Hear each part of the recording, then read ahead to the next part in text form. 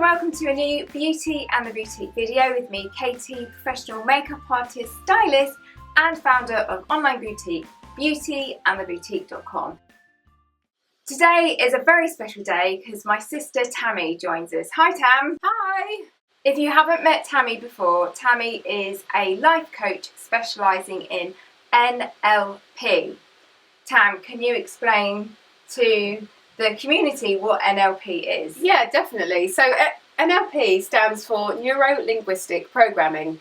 Neuro is our brain, linguistic essentially means language, and programming means how we do things, so how our brain does things.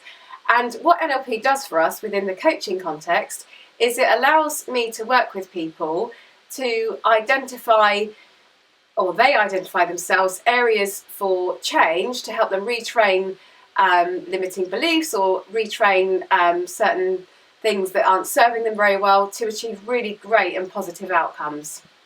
Before we get started, I just want to say, if you're watching this at home and you're exercising regularly and you love exercise, then I want a piece of what you've got, because I am just lacking that. But if you're watching this at home and thinking, do you know what, I'm always making excuses for, not exercise, not going to the gym, not doing that class, not going for that walk, then I'm with you, because every time I think, right, I must do exercise because I know it's so good for me, I'll make an excuse of why I can't do it that day. Well, that is really common. That is absolutely common. There's a real theme there, and one of the themes there is accountability. So if let's say you might have paid for a class, you might feel more inclined to go because you've paid for it, or you might have a friend that said, hey, Tuesday, should we go out and meet and go for a jog? You don't want to let your friend down, so you might turn up. So there's a big thing there around accountability that I would be hearing from you. Do you think then it's easier for us to get like an exercise buddy? That's a really good question and make suggestion. It social. Yeah, absolutely, make it social. And I think essentially exercise is a form of movement. And we were born and designed to move. Human beings are designed to move. It dates back to caveman times. We were not really designed to sit at desks and tap away on PCs and Macs, etc. all day. However, that's how lifestyle has become.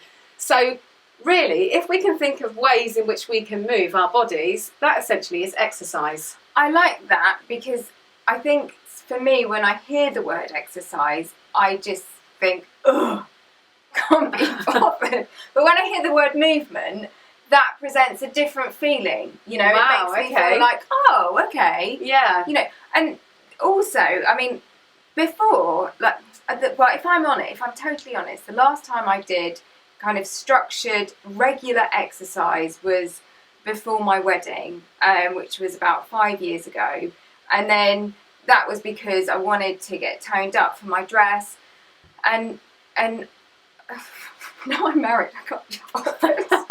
No, I can be bothered. Yeah. But it's like I don't have that goal to work towards, and I think I've just got quite comfortable. But I know that when I do something for myself, I think I'm right in saying that when we do move and we do exercise, we start to view ourselves differently and feel more confident in ourselves.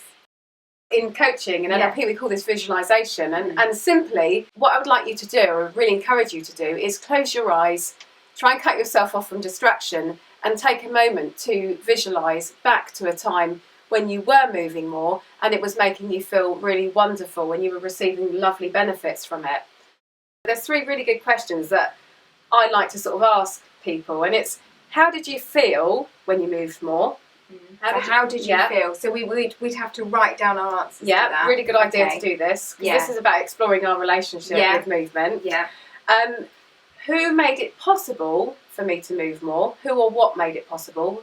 Oh, interesting. Was there any external factors? Yeah. So that could be where it comes into kind of saying to a friend, this day at this time we're going to meet and we're going to do a really long walk. Yeah. That person helped me move. May well have been that, exactly. Like so that. You've identified that. Fantastic. And the other question, which I guess sort of broadens the whole, reason for motivation, is, did I feel any reward or any greater reward when I was moving more?